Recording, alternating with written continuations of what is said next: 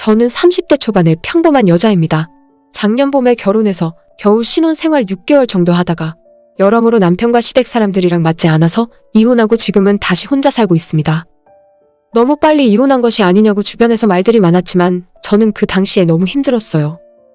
정말 뜻하지 않은 부분에서 제 결혼 생활을 송두리째 흔들었고 이혼한 지금은 하나도 후회 없이 행복하게 살고 있습니다. 저는 우리 집에서 외동딸이었고 당연히 부모님의 사랑을 한몸에 받았어요. 덕분에 주변 사람들로부터 성격 좋다는 이야기를 많이 들었고 제가 생각해도 특별히 모나거나 구김살이 있진 않아요. 대학교 졸업하고 회사 다니는 지금까지도 주변에서 제 성격으로 문제 삼는 경우는 없었습니다. 그런데 요즘에는 자꾸만 제가 못된 사람이고 배려심이 없는 것 같이 느껴져요. 그 이유가 바로 남편과 시댁 사람들 때문입니다. 남편은 4살 위로 누나가 하나 있는데 몇 년 전에 이미 시집가서 쌍둥이 아이들을 키우고 있습니다. 저희가 결혼한다고 할 때도 친정 부모님조차 신우에 대한 걱정은 하지도 않았어요. 이미 시집가서 애 키우느라 바쁠 게 뻔하기 때문에 시집살이나 신우질을 당할 리가 없다고 생각했기 때문이었죠. 저도 요즘 세상에 시집살이가 어디 있냐는 생각이었고 차라리 심으면 모를까 신우와 문제 생길 일은 전혀 없을 거라고 여겼습니다. 남편과는 친구 소개로 만나 결혼 전 1년 정도 연애를 했어요. 제게 잘 맞춰주고 다정한 사람이었지만 결혼하자마자 이렇게 변해버릴 줄은 몰랐습니다. 처음 제가 결혼하기 위해 인사를 드리러 갔을 때 저를 보겠다고 신우가 아이들 둘을 데리고 시댁에 같이 있었어요. 제가 사촌 동생들이나 아이들을 좋아하긴 하지만 신우네 남자 쌍둥이들은 정말 드세고 말도 하나도 안 듣고 힘들어 보이더라고요. 아직 초등학교도 안 들어간 6살인데 어찌나 힘이 좋고 펄펄 뛰어다니던지 제가 결혼하겠다 인사드리러 간 자리인지 아이들 노는 키즈카페를 와 있는지 정신이 하나도 없었습니다. 그 집안 사람들 중에 가장 목소리가 크고 발언권이 있는 사람은 시어머니였고 그 다음은 신우였어요. 신우가 제게 꼬치꼬치 물어보고 우리 부모님 직업이나 재산 정도를 파악하거나 자녀 계획은 몇 명인지 제가 아이를 좋아하는지 등을 물어보더라고요. 저는 아이를 좋아하긴 하지만 지금 당장은 아이 낳을 계획이 없었는데 신우는 제 나이가 적은 나이가 아니라면서 결혼하자마자 빨리 아이부터 낳아야 한다고 했습니다. 그 두 사람이 가장 말이 많았고 시아버지는 그냥 말없이 웃으며 식사만 하셨어요. 불편한 첫 시댁 방문을 마치고 집에 돌아가는 길에 남편에게 신우가 조금 무서운 것 같다고 결혼하고 나면 혹시 괴롭히는 것 아니냐고 물었더니 그때 남편 하는 말은 같이 사는 것도 아니고 우리 둘이 나가 사는데 뭐가 문제겠냐. 누나가 괴롭히는 것 같으면 언제든지 말하라고 자기가 다 막아주겠다 하더군요. 저는 속으로 퍽이나 잘도 그러겠다 싶었습니다. 저녁 식사 자리에서도 그 집안 여자들 등살에 밀려 아버님이나 남편은 식사 시간 내내 말 한마디 제대로 하지도 못했거든요. 그래도 남편 말대로 어차피 둘이 나가서 따로 살 거고 특히나 신우는 자주 얼굴 볼 사이도 아닌 것 같아서 별일 없겠지 생각하고 넘어갔어요. 하지만 그런 제 생각은 결혼하자마자 바로 깨지게 되어버렸습니다. 저희 집과 시댁이 차로 20분 정도 떨어져 있긴 하지만 같은 도시에 살고 있어서 언제든지 불러서 만날 수 있었어요. 시댁 사람들과 친하게 지낼 생각은 전혀 없었지만 주말마다 남편과 함께 시댁에 와서 같이 밥을 먹자고 불러대시더라고요. 나중엔 남편도 없이 신우랑 시어머니가 저만 따로 불러내서 같이 마트도 가고 쇼핑도 함께 다녔어요. 그때마다 신우가 쌍둥이 아이들을 데려와서 아이들 때문에 정신이 하나도 없었죠. 집에서도 극성스러운 아이들인데 밖에 나가면 정말 감당이 안 될 정도였습니다. 귀찮고 나가기 싫었지만 신우랑 시어머니가 저랑 친해지고 싶어서 그러는 줄 알고 최대한 좋게 생각했어요. 첫 인상은 별로였지만 생각보다는 살가운 사람들이구나 싶었습니다. 어느 정도 신우가 편해졌다 생각이 들었을 때쯤 회사에서 일을 하고 있었는데 갑자기 신우에게 전화가 오더라고요. 올케, 이번 주 일요일에 혹시 약속 있어? 내가 남편이랑 갑자기 급한 약속이 생겨서 낮에 4시간만 우리 애들 좀 봐줄 수 있을까? 라고 물어보는 겁니다. 애들이 얼마나 힘이 넘치는지 몇 번 경험했기 때문에 선뜻 제가 봐주겠다는 말이 나오지 않았어요. 그러자 신우가 제가 망설이는 것을 눈치채고는 아이들이 생각보다 얌전하다고 게임기랑 핸드폰 보고 있으라 하면 4시간 정도는 금방 지나갈 거라면서 딱 한 번만 봐달라 부탁하더라고요. 결국 고민 끝에 그동안 신우가 제게 잘해주기도 했고 어차피 자주 봐야 할 애들이라면 좀 친해지는 것도 나쁘진 않겠다 싶어서 그러라고 했습니다. 그리고 약속했던 일요일 오전에 신우가 조카들 둘을 양손에 데리고 커다란 가방 하나도 싸서 같이 들고 오더라고요. 저는 겨우 4시간 맡기면서 무슨 아이 짐을 이렇게 많이 싸왔나 싶었는데 신우가 내용물을 꺼내서 하나하나 설명해주기 시작했어요.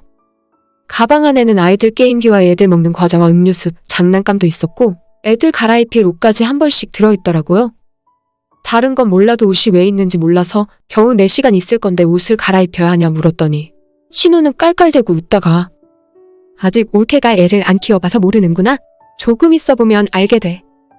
라고 이야기하고는 아이 잘 봐달라 말하고 금방 가버렸어요. 쌍둥이 조카들은 자기 엄마가 가는데도 별 신경 쓰지 않았고 처음으로 우리 집에 와서 신기한 듯 이곳저곳 집 구경을 하기 시작했습니다. 정작 아이들 외삼촌인 남편은 자긴 아이라면 딱 질색이라면서 애들과 간단하게 인사만 하고 방으로 들어가서 문을 닫아버리더라고요. 거실에 아이들과 저만 덩그러니 남아서 뭘 해야 하나 생각하다가 저도 남자애들이랑은 어떻게 놀아줘야 하는지 몰라서 그냥 게임기를 꺼내서 손에 들려줬어요. 신우 말대로 아이들은 얌전히 소파에 앉아 게임만 하고 있더라고요. 이런 식이면 4시간 아이 보는 건 껌이구나 싶었습니다. 소파에 아이들을 앉혀두고 신우가 주고 간 가방에서 과자와 음료수까지 꺼내서 간식도 먹으라고 차려놓고는 저는 식탁에 앉아 핸드폰을 하고 있었어요. 아이들이 게임하는데 정신이 팔려서 제가 해줄 것이 아무것도 없더라고요. 잠깐 핸드폰에 정신이 팔린 사이에 갑자기 쾅소리와 함께 뭔가 깨지는 소리가 났습니다. 깜짝 놀라 고개를 들어보니 쌍둥이 둘이 소파 등받이 위에 올라가서 저희 결혼사진 액자를 건드려서 떨어뜨렸더라고요. 다행히 유리로 된 액자가 아니라서 유리 파편이 튀진 않았지만 액자 겉에 나무 프레임이 깨져서 다시 맞춰야 하는 상황이었죠. 저도 너무 놀라서 일단 아이들에게 가서 괜찮냐고 물었고 큰 소리를 들은 남편도 방문을 열고 나와서 그 상황을 보더니 그러게 애들 좀 잘 보고 있지 그랬어. 라고 한마디 하고는 다시 문을 닫고 들어가더라고요. 아이들은 자기들이 사고 쳐놓고 놀라서 울고 저는 괜찮다고 달래면서 액자를 정리했습니다. 깨진 액자 다 정리하느라 아이들만 잠깐 거실에 두고 나갔다 왔는데 그 사이에 아이들이 음료수를 쏟아서 옷이며 소파며 엉망이 되어 있었어요. 남편을 급하게 불러다가 소파 좀 닦으라 하고 아이들 둘을 데리고 화장실로 들어가 씻기고 신우가 주고 간 가방에서 옷을 꺼내 갈아입혔습니다. 이래서 아이들 갈아입을 옷을 맡기고 갔구나 싶더라고요. 정말 정신이 쏙 빠지고 시간이 어떻게 가는지도 모른 채 4시간이 지나가 버렸고 다행히 신우가 4시간 반 조금 넘어서 집에 도착했습니다. 아이들을 보내놓고 나니 집이 어색할 정도로 너무 조용했어요. 저는 밥 먹는 것도 있고 그대로 골아떨어져서 오후 내내 누워있어야 했습니다. 처음으로 혼자 해보는 육아였는데 이런 아이들을 매일 상대하고 있는 신우가 새삼스레 대단해 보일 정도였어요. 나는 아이를 천천히 가져야겠다. 육아에 대한 공부를 더 하고 자녀 계획을 세워야겠다는 생각을 하게 만들었습니다. 그렇게 한 번으로 끝나는 일이었으면 좋은 교훈을 얻고 넘어갈 일이었는데 얼마 지나지 않아 또 다른 이유로 제게 아이들을 봐달라 부탁을 하더라고요. 그날은 평일 저녁이었는데 제가 퇴근하고 돌아와서 밤 11시까지 아이들을 보면서 정말 체력이 다 떨어져서 손가락 하나 까딱하기 힘들었습니다. 신우는 제가 한번 아이를 봐주기 시작하자 맡겨도 상관없다는 뜻으로 알아들었는지 그 뒤로는 수시로 아이 봐달라고 부탁을 했어요. 주말에 가끔은 봐줄 수 있었지만 평일 저녁에 퇴근하고 나서 아이를 보고 나면 다음날 출근해서 일하기도 힘들 정도로 크게 지장이 있었습니다. 이제는 제발 그만 좀 맡겼으면 좋겠는데 어느 때는 3일 연속으로 맡긴 적도 있어서 평범했던 제 생활은 점점 엉망진창이 되어갔었죠. 그러면 안 되는 줄 알면서 우리 집에 와 있는 쌍둥이 아이들이 너무 싫고 미워서 화가 머리끝까지 나는 날에는 한 대 콱 쥐어받고 싶다는 생각까지 하게 되었습니다. 결국 신우에게 몸이 안 좋아서 아이를 못 맡아주겠다고 거절을 했는데 그날 퇴근하고 집에 갔더니 남편이 신우 아이들을 집에 데려와 있더라고요. 제가 안 보겠다고 하니까 남편 통해서 맡기고 놀러간 모양이었습니다. 남편에게 제발 이제 신우네 아이들은 그만 보고 싶다고 이야기했더니 나중에 우리도 아이 낳으면 이렇게 힘들 텐데 미리 연습하는 셈치고 아이 좀 보라 하더라고요. 그러는 자기는 5분도 못 놀아주고 도망가면서 왜 저만 그런 연습을 해야 하나요? 저는 신혼생활을 즐길 새도 없이 결혼 몇 달 만에 신우네 쌍둥이 둘을 키우는 보모 처지가 되어버렸더라고요. 신우는 점점 미안한 기색도 없이 자연스레 아이를 맡겨두고 놀러 다녔고 나중에는 별일 아닌 이유로 친구들을 만나서 술 한잔 하러 가야 한다던지 일요일에 등산 간다면서 아이를 맡겨놓고 그대로 밤늦게까지 사라져버렸어요. 사람이 웃긴 게 처음엔 정신이 쏙 빠질 정도로 힘들기만 했던 육아가 하다 보니 적응을 했고 요령이 생겨서 할만하더라고요. 매주 주말마다 신우네 아이들이 우리 집에 와 있으니까 애들 싫어하는 남편은 이제 주말마다 친구들이랑 약속을 잡고 아침에 나가서 저녁 늦게 들어왔어요. 그러던 어느 가을날 신우는 자기 남편이랑 등산 가야 한다고 아침부터 아이를 맡겨두고 남편은 친구랑 골프 약속 있다고 나가버렸죠. 저는 오전부터 아이들 둘을 보느라 정신이 하나도 없었는데 그때 제 오랜 친구에게서 전화가 오더라고요. 일요일인데 뭐 하냐고. 요즘 미세먼지도 없고 날씨도 좋은데 만나서 예쁜 카페 가서 커피도 마시고 놀자고 하는 겁니다. 저는 친구에게 애 보느라 못 나간다고 이야기했더니 전후 사실을 모르는 친구는 너 속도 위반했어? 언제 애 낳았니? 라고 깜짝 놀라더라고요. 친구에게 제가 처한 사실을 10분 정도에 걸쳐 전화로 이야기해 주었고 친구는 제게 왜 그러고 사냐고 한마디 하는 겁니다. 이제 결혼해서 한참 신혼생활 즐기고 있어야 하는데 왜 남의 집 애 보느라고 좋은 시간 다 날려버리고 그러고 있냐고 저를 나무랐어요. 그 순간 내가 정말 잘못하고 있었구나 깨달아 버렸습니다. 저는 힘들어도 시댁 식구들이 나한테 고마워하고 있겠지라는 생각으로 버텼는데 가만히 앉아 생각해보니 나한테 애 맡기고 남편과 신혼의 부부들은 매주 즐겁게 놀러 다니고 있더라고요. 내가 왜 이러고 살아야 하나, 결혼하고 행복하게 살 줄로만 알았는데 왜 남의 애 보느라고 내 인생 갈아가며 고생하고 있어야 하나 회의감이 들었습니다.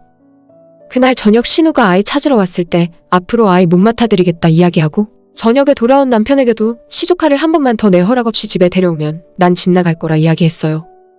신우도 제 말에 콧방귀 뀌면서 오늘 좀 힘들었나 보네. 알겠어? 일단 쉬고 나중에 이야기해. 라면서 제대로 듣지 않았고 남편도 애들 보는 게 다 그런 거라면서 대수롭지 않게 넘기더라고요. 그때도 당연히 화가 났지만 남편이 어떻게 나오는지 보기 위해 별다른 말을 하진 않았어요. 그리고 며칠 뒤 또다시 퇴근하고 집에 돌아왔는데 남편이 신우네 쌍둥이를 집에 데려다 놨더라고요. 며칠 전에 내가 한 이야기 못 들었냐고 내가 다시는 당신 누나네 애들을 안 보겠다 하지 않았냐고 이야기했더니 남편은 식구들끼리 이 정도 못 도와주냐면서 하기 싫으면 말라고 자기가 애들 볼 테니까 저보고는 방에 들어가 있으라 하는 겁니다. 어차피 제가 데려온 애들도 아니고 신우도 저한테 봐달라는 말 한마디 없었으니까 저는 진짜로 안방에 들어가서 문 걸어 잠그고 있었어요. 속에 천불이 올라왔지만 어디 남편 놈도 한번 고생해보라는 심산으로 밖에서 무슨 소리가 나던지 전혀 신경 안 쓰고 TV에만 집중했습니다. 한 30분도 지나지 않았는데 밖에서 남편이 저를 다급하게 부르더라고요. 저는 대꾸도 하지 않고 TV 소리를 더 크게 하고 일부러 무시했습니다. 자기가 데려왔으니 알아서 책임지라는 생각이었습니다. 그렇게 TV 소리나 크게 해놓고 남편 말엔 대답도 안 하고 방에 있었는데 잠시 후에 뭔가 쾅하고 집어던지는 소리가 나더니 남편이 제 이름을 부르며 쌍욕을 하더라고요. 연애할 때는 물론이고 결혼한 뒤로도 쌍욕은 처음 들어보는 거라 너무 당황했어요. 문을 열고 나가서 남편에게 너 지금 뭐라고 했냐고 따졌더니 그러게 왜 자기가 부르는데 대답도 안 하고 있냐더군요. 아까 남편이 뭘 던졌나 확인해봤더니 리모컨을 TV에 집어 던졌는지 거실 바닥에는 리모컨이 박살나서 굴러다니고 있었고 TV는 액정이 완전히 나가서 소리만 나오고 있었죠. 저희 부모님은 제 앞에서 한 번도 부부싸움 하신 적도 없고 당연히 집안에서 물건을 집어던지는 건 그날 처음 봤어요. 물건을 집어던지는 모습이나 저한테 쌍욕을 하는 모습을 봤을 때 이런 사람이랑 오래 살면 안 되겠다, 큰일 나겠다 싶어서 그 모습 보고 바로 지갑만 챙겨서 집을 뛰쳐나와 버렸습니다. 나중에 남편이 화가 좀 풀렸는지 제게 전화해서 아까는 화가 너무 많이 나서 그랬다고 미안하다며 집으로 빨리 돌아오라 하더군요. 저는 남편에게 무서워서 못 살겠다고 애는 내가 데려오지 말라고 했는데 당신 마음대로 데려와 놓고 왜 나한테 화를 내냐고 말했어요. 그냥 이대로 안 보고 싶다고 무서우니까 그만 이야기하자고 했고 저는 혼자 밤에 나와서 어디 갈 곳이 마땅치 않아서 회사 근처에 숙소를 잡고 혼자 잠을 잤습니다. 다음날 출근해서 일을 하고 있는데 신우한테 연락이 오더라고요. 어제 싸웠다는 이야기 들었다면서 저보고 너무 이기적이래요. 올케가 우리 애 봐주면 나중에 애 낳았을 때 내가 봐줄 수도 있잖아. 서로 애 키우면서 돕고 살아야지. 그렇게 안 봤는데 진짜 이기적이다. 라고 하길래 이 집안은 답도 없구나. 남편이랑 화해하고 집에 들어가 봤자 이 상황에서 절대 벗어날 수 없겠다 싶어서 그냥 이혼하기로 마음을 먹었어요. 너무 이른 결정이 아닌가 싶긴 했지만 6개월 살아보고 연애 때랑 완전 달라진 남편의 모습과 앞으로도 계속 신우네 집 애들만 보고 있을 제 모습이 상상되면서 정말 결혼 생활을 계속할 이유가 없더라고요. 저희 부모님께 먼저 이야기했고 오래 행복하게 못 살아서 죄송하다고 했습니다. 남편에게는 이혼하겠다고 통보해놓고 시어머니한테는 차마 뭐라고 할까 싶어 전화를 못 드렸어요. 아버님에게 죄송하다 말씀드리고 나서 얼마 후에 시모한테 전화가 오더라고요. 전화 받자마자 너가 애를 보면 얼마나 봤다고 유세를 떠냐면서 이혼한다고 해도 하나도 안 무서우니까 어디 마음대로 해보랍니다. 마음대로 하라니까 진짜 제 마음대로 해야죠. 저는 바로 부동산 가서 혼자 살만한 방 2개짜리 집도 알아보고 이삿짐 센터에 부탁해서 신혼집에 있던 제 짐과 제가 맞춰서 들어간 혼수를 싹 빼서 이사했습니다. 여유만만이던 남편은 그제서야 제가 이혼하자는 소리가 진짜라는 걸 깨달았는지 자기가 잘못했다고 싹싹 빌기 시작했어요. 누나네 애들도 이제 보라는 이야기 안 할 거고 욕한 것도 미안하다고 사과했지만 이미 저는 남편은 물론 그 집안 식구들 모두 꼴보기 싫어진 상황이었죠. 남편이나 신우가 뭐라고 하던지 말던지 저는 끝까지 이혼하자는 말만 계속했고 한 달 정도 버티던 남편은 끝내 이혼 서류에 도장을 찍었습니다. 짧은 결혼 생활을 끝내고 이혼녀가 되었지만 오히려 예전보다 지금이 훨씬 마음이 편합니다. 갔다 와 보니 결혼 생활 별거 아니라는 마음도 들고 특히나 애 낳고 산다는 것이 얼마나 힘든지 직접적으로 체험해 봤거든요. 나이 때문에 쫓기듯 한 결혼이었는데 이제는 정말 제대로 된 사람이 아니면 결혼하겠다는 마음이 들지도 않을 것 같네요. 이혼한 지 몇 달이 지났지만 요즘도 가끔 전 남편에게서 연락이 옵니다. 술 한잔 마셨더니 내 생각이 난다면서 주접을 떠는데 답장은 한 번도 안 했어요. 차단할까 하다가도 이런 주접 떠는 모습 보면 괜히 고소한 마음도 들기 때문에 그냥 놔두고 있습니다. 이혼하고 이렇게 후회하면서 살 거면서 왜 결혼 생활 할 때는 잘해주지 않았는지 모르겠어요. 연애할 때만 조금 신경 쓰는 척 하다가 결혼하고 나면 다 잡은 물고기인 줄 알고 찬밥 취급하는 사람들 정말 딱 질색입니다. 짧았던 제 결혼 생활 이야기는 여기까지입니다. 이만하면 빠르게 잘 이혼한 거 맞겠죠? 계속 살아봤자 좋은 꼴 못 보고 살았을 것 같아요. 안녕하세요. 저는 결혼한 지 3년 된 30대 중반의 여자입니다. 아직 부부 사이에 아이는 없고 맞벌이를 하면서 살고 있었어요. 남편과 제가 버는 돈도 비슷하고 결혼 전에 모아둔 돈도 큰 차이가 나진 않았습니다. 다만 시댁은 저희 친정 집보다 조금 여유가 있었고 친정에서는 금전적인 도움을 아예 바랄 수 없는 상황이에요. 결혼할 때 남편 쪽에서 조금 보태준다고 했었는데 제가 나서서 거절했습니다. 저희 집에서 돈 한 푼 보태줄 수 없는데 일방적으로 시댁 도움만 받는 것도 염치 없는 일이고 주변에 먼저 결혼한 친구들 이야기 들어봐도 시댁 도움받고 시작한 친구들은 시어머니한테 쩔쩔매고 하고 싶은 말 못하고 살더라고요. 차라리 제 집 없이 전세를 살더라도 남편과 제가 가진 돈으로만 집을 구해서 결혼 생활 시작하는 것이 낫다는 생각이었죠. 그렇게 결혼 생활을 시작하고 지금은 3년이 조금 넘게 지났어요. 전세로 시작해서 작년에 계약 연장을 한번 하는 것까진 좋았는데 내년에는 집주인이 들어와 살겠다고 해서 꼼짝없이 집을 비워줘야 할 판입니다. 처음 이 집에 전세로 들어올 때 4억이 조금 안 되는 집이었고 전세도 2억 8천 정도에 들어왔어요. 작년에 재계약할 때 전세금 1,000만 원 올려줬는데 그때부터 지금까지 집값이 엄청나게 올랐습니다. 이제는 5억도 훌쩍 넘고 거의 6억 가까이 하더라고요. 안 그래도 올 초 구정을 얼마 안 남겨뒀을 때 집주인이 제게 전화해서 혹시 이 집을 매입할 생각이 없냐고 하길래 저희가 가진 돈도 부족해서 그럴 생각 없다고 대답했습니다. 시세보다 1,000만 원 정도 싸게 준다고 해서 이 기회가 아니면 언제 또 집을 살 수 있을까 싶어 은행에도 물어보긴 했는데 역시 큰돈 대출받는 것이 쉬운 일은 아니었어요.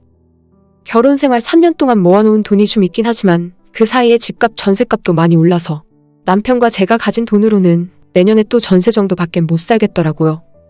무섭게 집값 오르는 걸 보니 결혼할 때 그냥 시댁 도움받고 집을 샀으면 좋았을 거란 생각을 자꾸만 하게 되고 제가 고집 부린 것 때문에 돈을 벌 수 있는 기회를 놓쳐서 남편에게 너무 미안한 마음이 들었어요. 남편은 남편 나름대로 저 때문에 집을 못 산 거라서 불만이 상당했습니다. 저녁 먹고 TV 뉴스를 보다가 부동산 가격이 폭등했다는 뉴스만 나와도 그때 그냥 우리 부모님 돈 받아서 이 집을 샀어야 했어 라는 말을 자주 하는데 그때마다 미안한 마음도 들고 남편이 하도 그런 말을 하니까 이젠 기분이 점점 나빠지더라고요. 좋은 이야기도 한두 번이지 그만 좀 하라고 화를 내다가 결국 남편과 말다툼하는 날이 점점 많아졌습니다. 그런 와중에 이번 설날에 시댁에서 차례를 지내고 시간을 보내다가 시어머님이 더 미루지 말고 집을 사는 것이 어떻겠냐고 하시더라고요. 어차피 언젠가 너희들도 집을 사야 하는데 괜히 고집 부리지 말고 오래 사버려라. 집값 더 올라버리면 우리가 도와주고 싶어도 못 도와줘? 사실 생각해보면 어머님 말씀이 맞았어요. 남편과 제 연봉 오르는 속도보다 우리가 돈 모으는 속도보다 집값이 올라버리는 속도가 훨씬 빠르더라고요. 분명히 우리가 적은 연봉도 아니고 맞벌이 하면서 돈도 많이 모으고 있다 생각했는데 이대로 가다간 우린 영원히 집도 못 사고 평생 남의 집에서 새들어 살면서 집주인이 비워달라 하면 이사 다니며 살아야 할 것 같았습니다. 아이 낳고 키울 때도 전세보다는 우리 집이 있어야 안정적이니까 진짜로 집을 사야 하나 고민이 되더라고요. 사실 조금 무리를 해서 은행 대출을 집값의 반 정도 받으면 못 살 것도 없었는데 은행에 물어봤을 때 매달 대출 이자와 원금을 200만 원 가까이 갚아야 한다길래 그건 너무 부담스러워서 포기했습니다. 돈을 좀 더 모아서 대출을 적게 받을 수 있을 때 집을 사려 했는데 그날 시어머니가 선뜻 돈을 빌려주신다고 해서 마음이 흔들리더라고요. 하지만 한두 푼도 아니고 3억 가까운 돈을 빌려야 하는데 아무리 시댁에 돈이 많더라도 좋다고 덥석 받기엔 염치가 없는 상황이었죠. 아니에요, 어머님. 저희도 돈 좀 더 모아서 은행 대출 받으면 돼요. 라고 이야기했는데 시어머니는 이자도 비싼데 왜 은행에서 대출 받으려고 하냐며 자기가 너네 결혼할 때 아무것도 못 해줬는데 이제는 뭐라도 해줘야 마음이 편하시겠대요. 그래도 부담스럽다고 선뜻 받지 못하고 쭈뼛대고 있었더니 시어머니가 말씀하시길 누가 공짜로 준대? 나 죽기 전까지 매달 100만 원씩 갚으련. 내가 이자 내라는 소리는 안 할 테니까 그냥 시부모 용돈 준다 생각하고 100만 원씩 줘. 은행에서 대출 받으면 거의 200만 원 가까이 갚아야 하는데 이자 없이 매달 100만 원만 시댁에 보내면 된다고 하니 솔직히 마음이 흔들렸죠. 공짜로 받는 것도 아니니까 시부모한테 휘둘릴 일도 없고 매달 정당하게 돈을 갚아 나가면 되니까 마음의 빚도 없어서 좋았습니다. 머릿속으로는 계산 다 끝내고 우리 집주인에게 전화해서 당장 계약서 들고 만나자고 할 기세였지만 겉으로는 애써 좋은 척 숨기고 내숭 떨며 있었어요. 시부모님에게는 집이 한두 푼 하는 것도 아니니까 좀 더 남편이랑 생각해보고 결정하겠다고 해놓고 설 연휴 지나 집으로 돌아왔는데 우리 집이 생긴다는 생각에 저는 기분이 좋았지만 남편 표정은 시큰둥한 것 같았어요. 먼저 아무런 이야기가 없길래 제가 남편에게 어머님한테 돈 받을 거야? 라고 물어봤어요. 남편은 오히려 제게 어떻게 하고 싶냐 되물어보더라고요. 저는 당연히 안 받으면 바보 아니냐고 이자도 안 내도 되는데 이번 기회가 아니면 우리가 어떻게 집을 살 수 있겠냐고 했습니다. 남편은 한숨을 크게 한번 쉬더니 그러게 애초에 결혼하기 전에 자기 부모님이 지원해 주신다고 할 때 받았으면 1억 정도 받았으면 되는데 내가 고집 부리는 바람에 3억 가까이 받아야 한다고. 저 때문에 자기 부모님에게 큰 부담 드리는 것이 내키지 않는다 하더라고요. 물론 제가 잘못한 것은 맞지만 이런 상황에까지 그 이야기를 꼭 해야 합니까? 남편에게 그 이야기는 안 했으면 좋겠다고 누구는 집값이 이렇게 오를 줄 알았냐고 했죠. 그래도 당장 내년에 이사 가야 할 판인데 집주인이 싸게 준다고 할 때 이제라도 사는 것이 좋잖아요.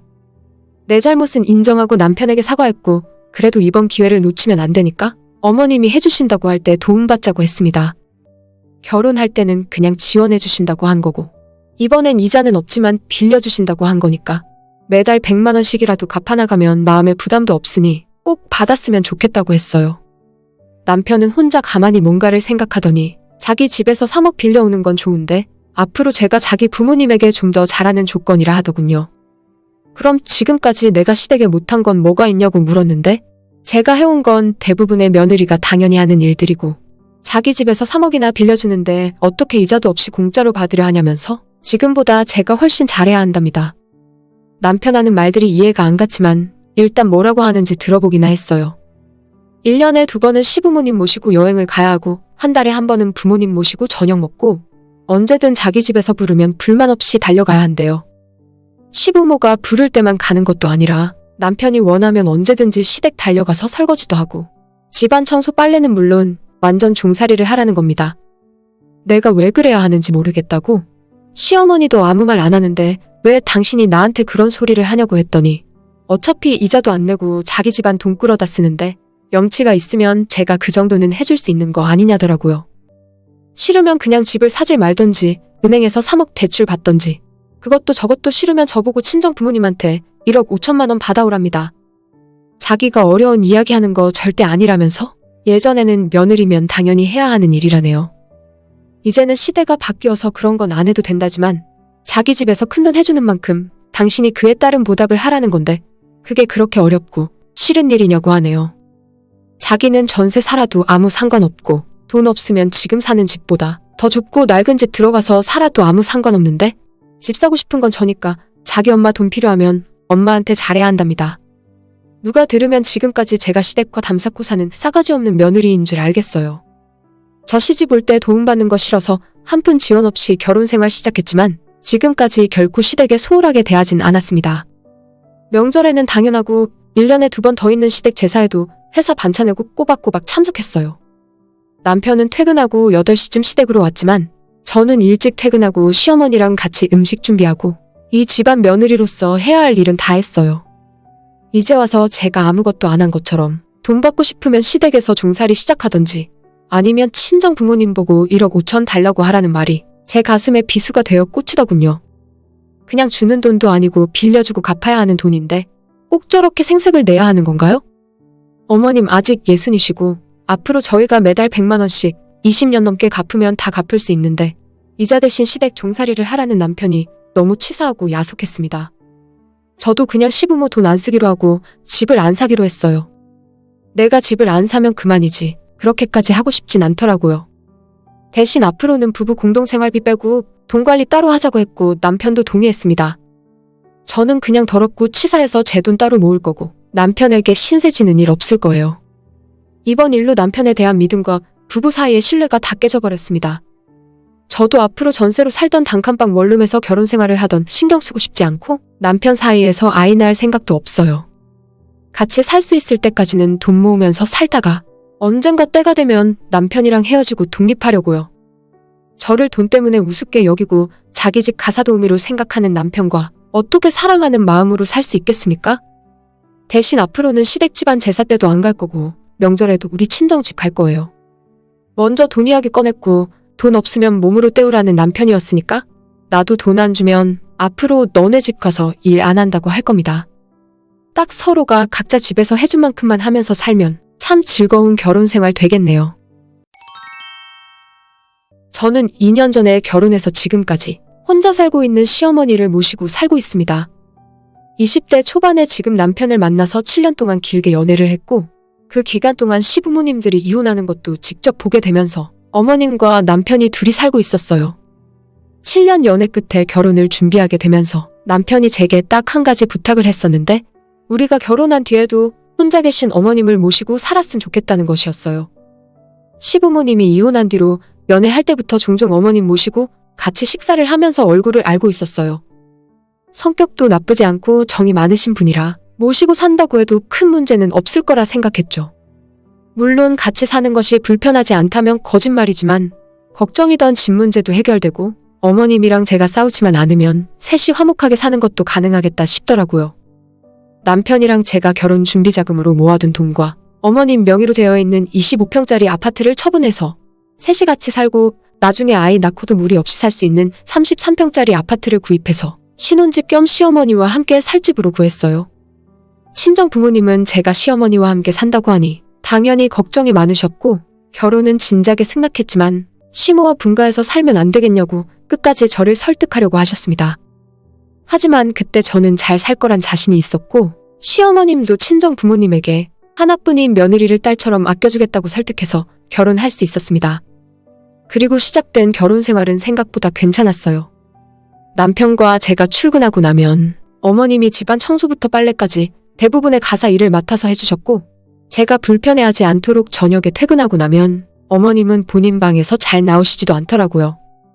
좁은 방에서 혼자 TV 보시지 말고 다 같이 거실에서 TV 보자고 해도 본인은 낮에 거실에서 낮잠도 자고 편하게 지냈다면서 저녁에는 너희들 신혼이니까 집에서 편하게 지내라 하셨어요.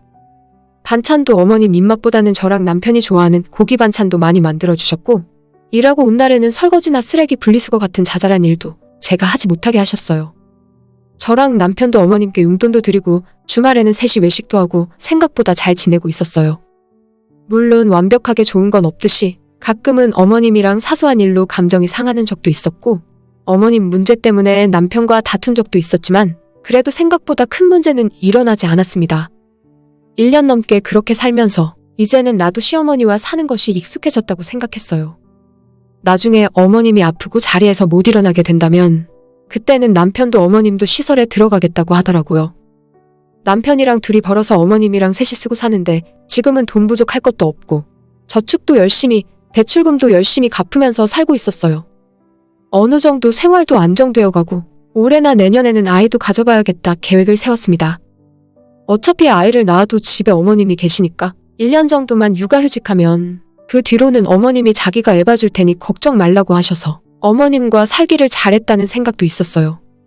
하지만 모든 것이 잘 굴러가고 있다고 생각하고 있을 때 제 인생의 위기도 함께 찾아왔습니다. 석 달 전에 퇴근하고 집에 돌아왔는데 어머님이 할 말이 있으니 남편이랑 둘이 와서 앉아보라 하시더라고요. 갑자기 무슨 말씀을 하시려나 싶어 살짝 긴장하고 있었는데 어머님이 얼마 전부터 만나고 있는 남자가 있다 하시는 겁니다. 순간 내가 뭘 잘못 들었나 싶었는데 진짜로 어머님이 사귀는 분이 있었어요. 어머님 연세가 50대 중반인데 60대 초반에 혼자 살고 있는 남자분이라 하더라고요. 아저씨라고 불러야 할지 할아버지라고 불러야 할지도 모르겠는데 갑자기 그분 사진을 저희에게 보여주시고 이번 주 주말에 우리 집에서 같이 밥을 먹고 싶다 하시는 겁니다. 저도 놀라고 남편은 당연히 더 크게 놀랐죠. 일단 어머님 사생활이기도 하고 저는 며느리라서 어머님이 누굴 만나든 말든 제가 참견할 일이 아닌 것 같아 일단 빠져 있었습니다. 남편은 그냥 어머님이 밖에서 남자친구를 만나든 말든 상관 안 하겠는데 왜 집까지 데려와서 저희에게 인사시키려고 하는지 그 이유를 묻더라고요. 그 말에 한참을 대답 못하고 계시던 어머님이 1분도 넘게 지나서 겨우겨우 입을 떼셨는데 그분을 인간적으로 좋아하고 결혼해서 같이 살고 싶다 하시는 겁니다. 저는 진짜로 이게 꿈인가 아니면 내가 뭘 잘못 들었나 싶어서 어처구니가 없더라고요. 어머님이 그분이랑 결혼하겠다고 하시면 우리도 분가해서 따로 살아야 하나 집 문제는 어쩌지 등의 생각을 하고 있었는데 어머님께서 그분과 결혼하고 이 집에서 같이 살았으면 좋겠다고 먼저 선수를 치시는 겁니다. 당연히 남편도 안 된다고 반대를 하고 저도 우리 집에 다른 아저씨가 들어오는 것은 싫었어요. 그때부터는 이제 남일이 아닌 게 되어버려서 저도 어머님께 결혼은 좀 신중하게 생각하시고 지금은 좋은 감정으로 만나시는 게 어떻겠냐고 말씀을 드렸죠. 어머님은 갑자기 성질을 버럭 내시더니 너희들도 결혼해서 행복하게 깨를 볶으며 사는데 나라고 왜 혼자 독수공방 늙어야 하니? 나도 얼마 안 남은 인생인데 나 좋다는 사람이랑 같이 살란다. 어머님은 제가 결혼한 뒤로 처음으로 그렇게 고집을 부리시고 저희들 이야기는 절대 들으려 하지 않으셨어요. 하도 완강하게 이야기하시니 남편도 일단 주말에 그 아저씨를 데려와서 같이 이야기 좀 해보자 하더라고요. 저는 그날 저녁 남편에게 절대 어머님이 재혼 안 하셨으면 좋겠다고 이야기했고 남편도 그럴 일은 없을 거고 만약 재혼하신다 해도 우리 집에서 네 사람이 같이 사는 일은 절대 일어나지 않을 거라 장담을 했습니다. 저는 또 바보같이 남편 하는 말을 고지고대로 듣고 남편이 알아서 잘해주겠지. 주말에 그 아저씨를 집에 데려오면 남편이 중간에서 알아듣게 이야기해서 전부 없던 일로 만들어주겠지 라고 생각했어요. 그리고 주말이 되어 어머님이 말씀하셨던 아저씨를 집에 데려오셨는데 머리도 반쯤 벗겨지고 배도 나와 있는 전형적으로 흔히 볼 수 있는 아저씨였습니다. 제 친정아빠가 50대 중반으로 우리 시어머니보다 한 살이 어린데 우리 아빠 생각하다가 그 아저씨를 보니까 진짜 무슨 할아버지처럼 보이더라고요. 어머님은 무슨 저런 사람을 좋다고 재혼을 하신다고 할까? 속으로 혀를 내둘렀지만 어머님 본인이 좋다는데 그 부분에 대해서는 왈가왈부하고 싶은 생각 없었습니다. 우리 시어머니가 밖에서 저 아저씨를 만나 데이트를 하던 결혼해서 살림을 차리던 솔직히 저한테는 아무런 상관도 없는 일이었지만 같은 집에서 같이 산다고 할 때는 이야기가 완전 달라지는 거 아니겠어요? 생전 처음 보는 저보다 30살 가까이 많은 아저씨와 같은 집에서 밥 먹고 일상생활을 할지도 모른다고 생각하니까 진짜 소름 끼치고 너무 싫었어요. 남편은 저녁 식사 자리 내내 얼굴 표정이 안 좋더니 식사를 마치고 커피를 마시다가 어머님과 그분께 말씀을 드렸습니다. 두 분이 좋은 감정으로 만나시는 건 저도 이해하는데 재혼은 아닌 것 같아요. 아저씨도 좋은 분인 건 알겠지만 저희가 엄마 모시고 같이 살고 있는데 이 집에 들어오셔서 같이 산다는 게 가당키나 하나요? 남편이 이야기 끝내자마자 저도 남편을 거들면서 끼어들었죠. 그래요 어머님, 밖에서 자주 만나시면서 데이트도 하시고 좋은 감정으로 만나세요.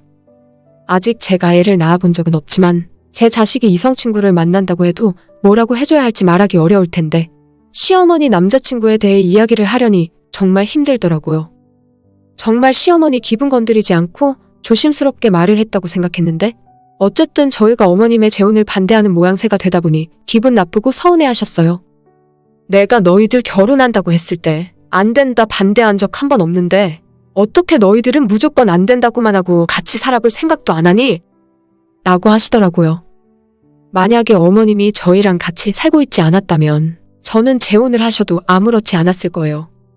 우리 엄마도 아닐 뿐더러 노년에 혼자 살기보다는 배우자가 있는 편이 더 낫다는 생각이라서요. 남편이야 자기 엄마니까 재혼 자체에 거부감이 들 수도 있겠지만 아무튼 제 생각은 그렇습니다.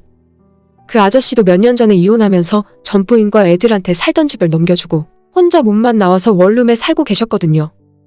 생각해보면 본인 직업도 불분명하고 이혼하면서 많은 재산을 잃어버린 터라 당장 재혼하면 저희 집에 얹혀 살아야 하는 상황에서 무슨 염치로 이 집에 와서 같이 저녁을 먹고 있는 건지 모르겠어요. 저랑 남편은 이 집이 어머님 혼자 사시는 집도 아니니까 그 아저씨와 같이 사는 건 무리라고 계속 말씀드렸고, 특히나 제가 집에서 생활하는 것이 너무 불편해질 것 같다고 싫다고 반대했어요. 이 집에 저랑 남편 돈도 적지 않게 들어갔고 어머님은 경제활동을 안 하시는 상태라서 집 살 때 대출 받은 것도 저희 두 사람이 갚아나가고 있었거든요. 어머님은 끝까지 자기도 양보 못하겠다고 앞으로 살면 얼마나 살겠냐면서 제 남편에게 너희 아빠 만나서 평생 고생만 하고 살다가 이제라도 좋은 사람 만나서 살아보겠다는데 왜 너희들이 난리야?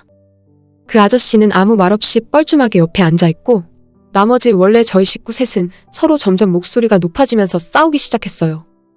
남편도 화가 많이 나서 이 집이 엄마 혼자 사는 집이냐고 왜 이렇게 이기적으로 구냐 했는데 그때 어머님 옆에 앉아있던 아저씨가 남편에게 아무리 그래도 엄마한테 말이 너무 심하다고 나중에 후회할 짓 하지 말라고 하시는 겁니다. 분위기가 순식간에 험악해지고 이러다가 큰 싸움 날 것 같아서 황급히 그 자리를 마무리하고 아저씨한테도 일단 집으로 돌아가라고 했죠. 아저씨를 내보내고 나서도 어머님과 저희 두 사람의 말싸움은 계속되었어요. 우리는 절대 같이 못 산다는 입장이고 어머님도 오기가 생기셨는지 무조건 재혼해서 같이 살 거라고 하시는 겁니다. 그 후로 어머님과의 사이는 완전 틀어졌고 한 집에서 살며 서로 대화도 거의 하지 않게 되어버렸어요. 남편과 제 마음도 당연히 편치 않았지만 저나 남편이나 처음 보는 그 아저씨와 도저히 같이 살 수 없었기 때문에 어머님이 포기하는 수밖에 없다고 생각했습니다. 어차피 같이 사는 집에서 어머님이 뭘 하실 수 있겠어요. 조금 편하게 생각했던 것도 사실이고 지금은 어머님이 화가 많이 나셨어도 시간이 지나면 저희 생각을 이해해 줄 거라 믿었습니다. 하지만 그건 저희의 큰 착각이었고 어머님과 크게 싸운 지 며칠이 지났을 때 퇴근하고 집에 돌아왔더니 그 아저씨가 저희 집 거실에서 TV를 보고 있더라고요. 저녁 7시가 넘은 시간이었고 남편은 그 아저씨 얼굴 보자마자 화를 내면서 왜 아직도 댁으로 안 돌아가시고 여기 있냐고 했는데 어머님이 오늘부터 이 집에서 같이 살 거라 하시는 겁니다. 이 집이 니들만 사는 집이니? 이 집 살 때 내 돈이 반이야. 사실 따지고 보면 어머님이 원래 사시던 집 처분하고 새로 구입한 집이라 어머님의 말씀이 완전 틀린 말은 아니었어요. 대신에 저희가 대출금도 갚고 있고 생활비 대부분과 어머님 용돈까지 드리고 있는 상황에서 이렇게 말씀하시는 건 싸우자는 소리로 밖엔 안 들리더라고요. 저보다는 남편이 더 크게 화를 내면서 당장 그 아저씨 보고 집으로 돌아가시라고 했고 어머님한테도 그렇게 이 남자랑 같이 살고 싶으면 그냥 각자 따로 살자고 했습니다. 두 사람 사이에서 감정의 골이 깊어지다 못해 이제는 돌이킬 수 없는 상황까지 왔다고 생각해요. 그렇게 싸운 뒤에 바로 부동산에 가서 집을 내놨고 한 달 만에 집이 팔리면서 저희와 어머님은 각자 지분에 따라 돈을 나눠 갖고 따로 살게 되었어요.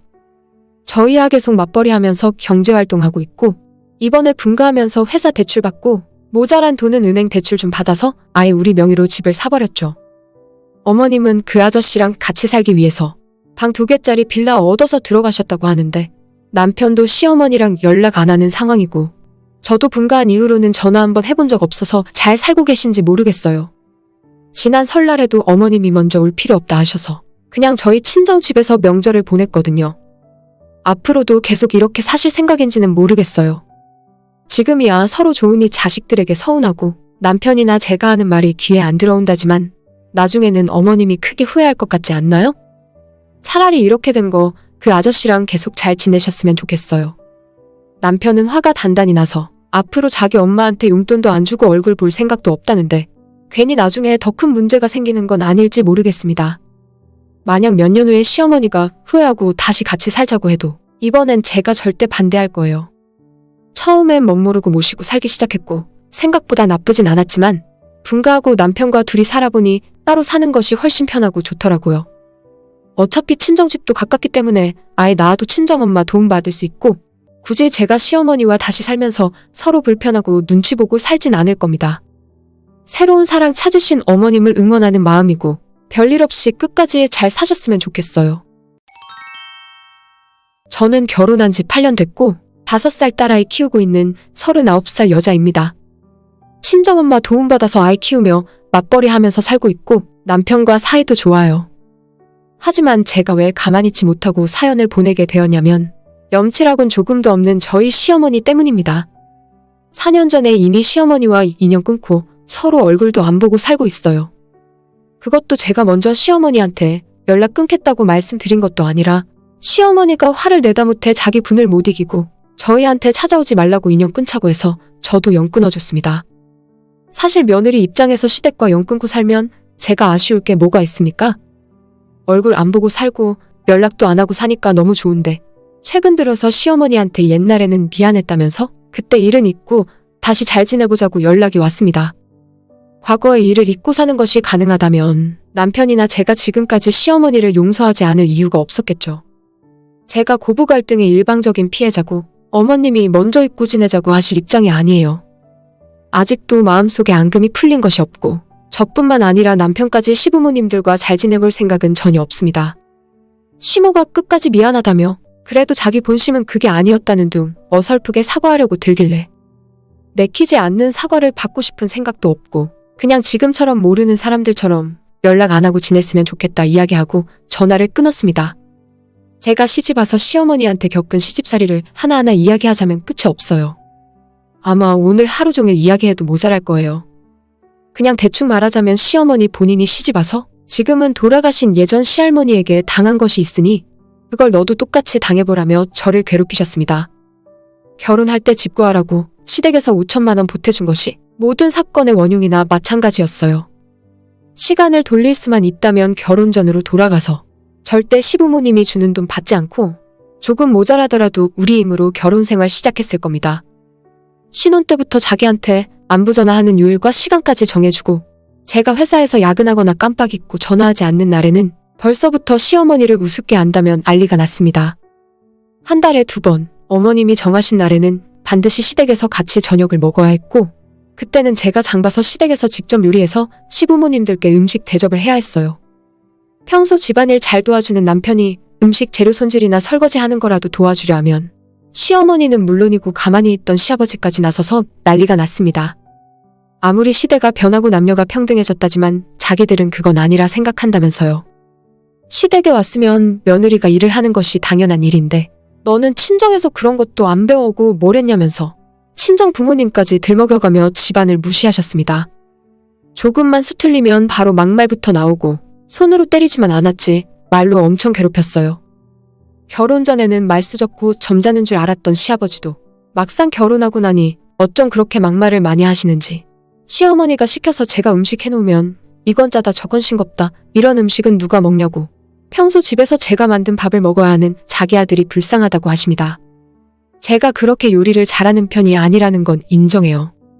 결혼 전에도 친정엄마가 대부분 음식을 만들어주셨고 살면서 요리해볼 기회가 별로 없었어요.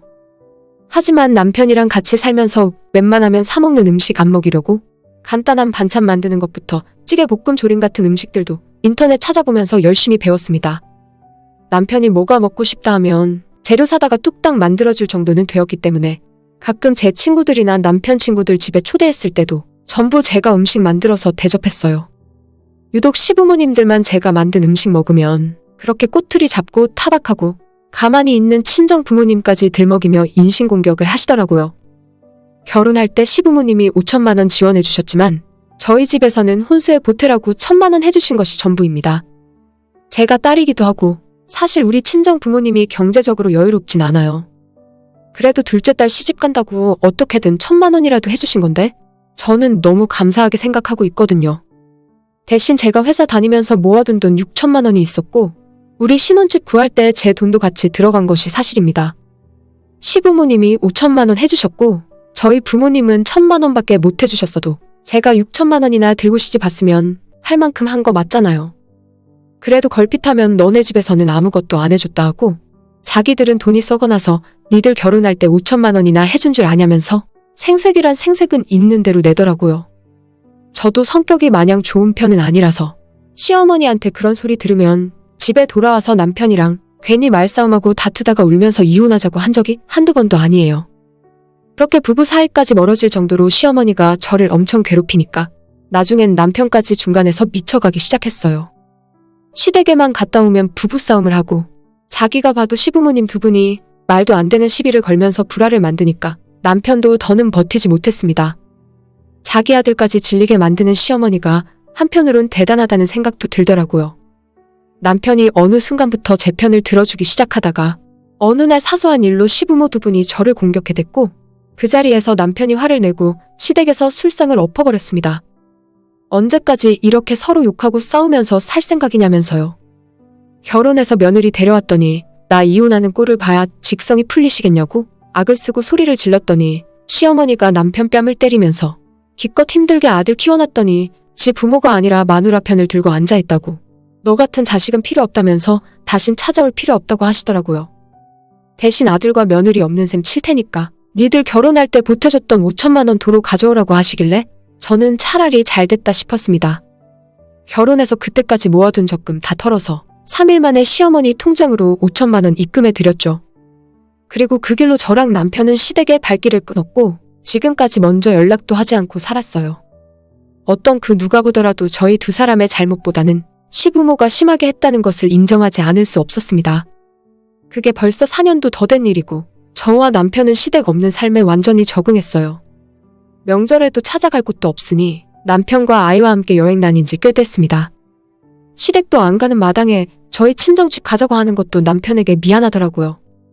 그냥 공평하게 양쪽 다 안 가고 명절 연휴에는 해외나 제주도로 가족 여행을 다닌 지 오래입니다.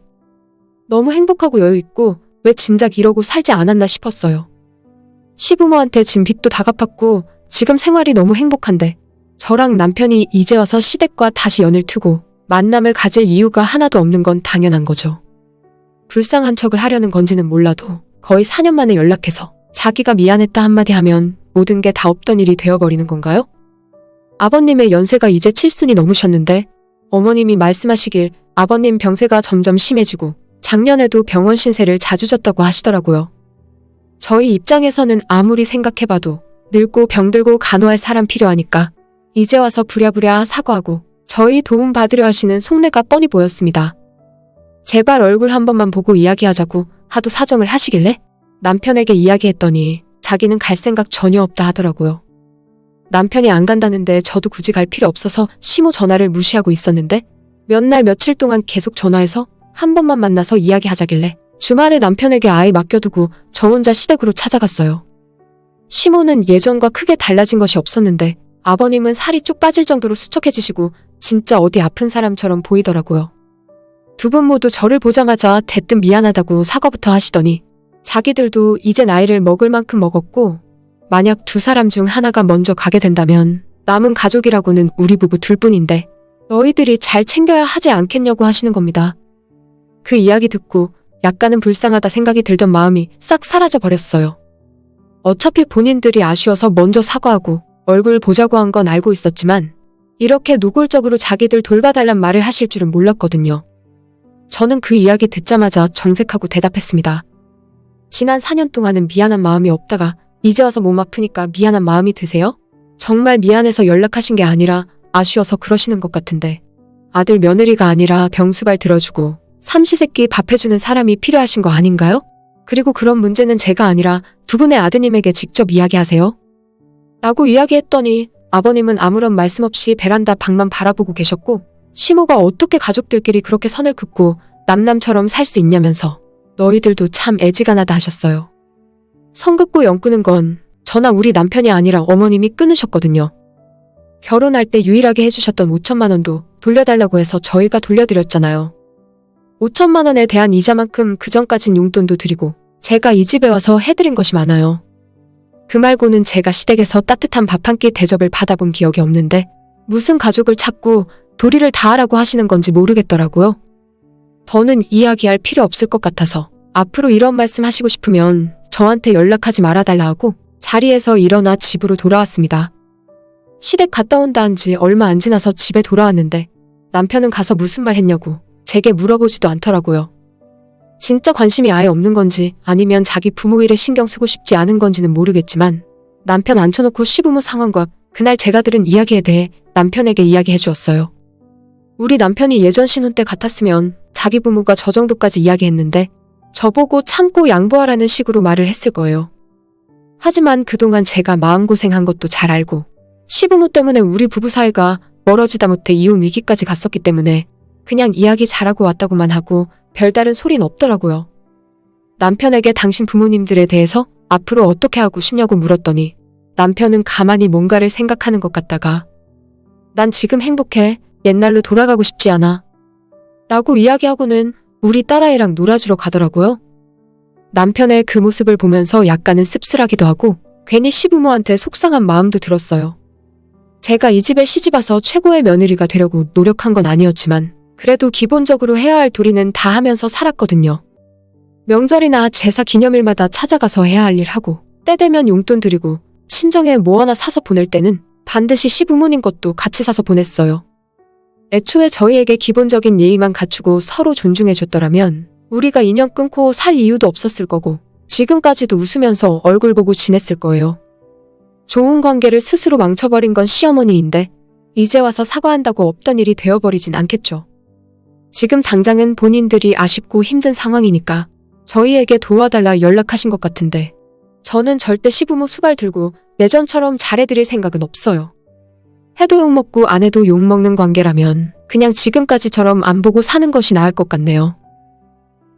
오늘의 제 이야기는 여기까지입니다. 끝까지 들어주셔서 정말 감사드려요. 다들 행복하시고 좋은 하루 보내시길 바랍니다.